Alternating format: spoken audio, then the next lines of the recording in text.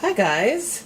Alright, I had just started to make some vegetable broth and then I thought, why don't I do a video about this?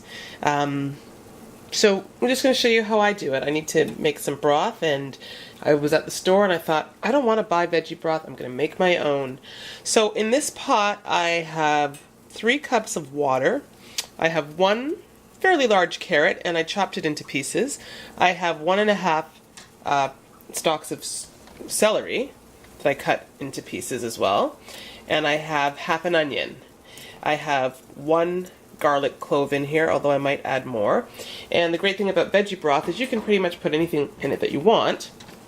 So I'm going to make some kale chips. So instead of throwing out the kale stalks as I typically would, I'm just going to cut them up and add.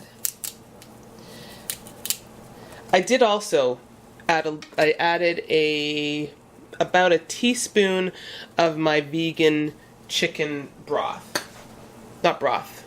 Well, you know what I'm talking about. Yeah, I guess it's the broth powder stuff. I'll show you. So I have this powdered vegan chicken broth that I get at my local bulk store. So I put a teaspoon of that in here as well, just to add a little flavor and a little salt to the water. Okay, so now that I have my kale in here as well, I'm just going to add another piece of garlic. And then I'm just going to let this cook for about an hour, maybe an hour and a half. It's already boiled. So actually maybe what I'll do is, what you should do, bring it to a boil. Once it's boiled, then you can put it low and simmer it. So I'm going to bring this to a boil to make sure that the new items I incorporated will boil. Oh, I also put an oyster mushroom. Like I had this part of an oyster mushroom in my fridge. So not necessarily going to eat that on its own. So I thought, why don't I just put that in there? So guys, bring it all to a boil.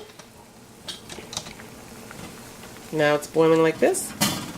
I'm just going to turn the heat down and simmer. And I'll do so covered, I think, for about an hour. Alright, I'm back. And I actually left this on like 2 hours. Why not? I had it on very low. I actually added about another cup, maybe a cup and a half of water.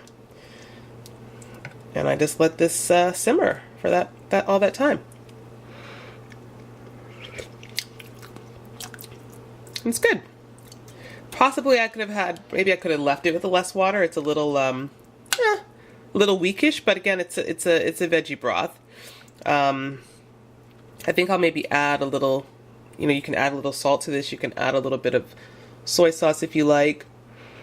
And all you're going to do now, I'm going to let this cool, which is why I won't do it yet, but all you're going to do is strain this out and put them into your containers. So I'm going to let this cool down, put it in my containers, and then you have your broth. You can have it in the fridge, have it when you need it handy, and that's all there is to it.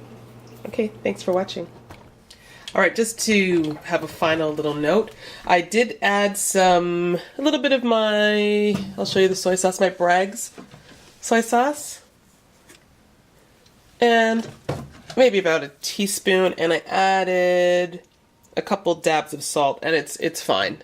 So I think all that I was experiencing was it tasting just a little plain. But that little bit of sodium that was added to it has made all the difference. It's a perfect broth. So there you go, guys. Make your own veggie broth easily. And that's all I have. Thanks for watching.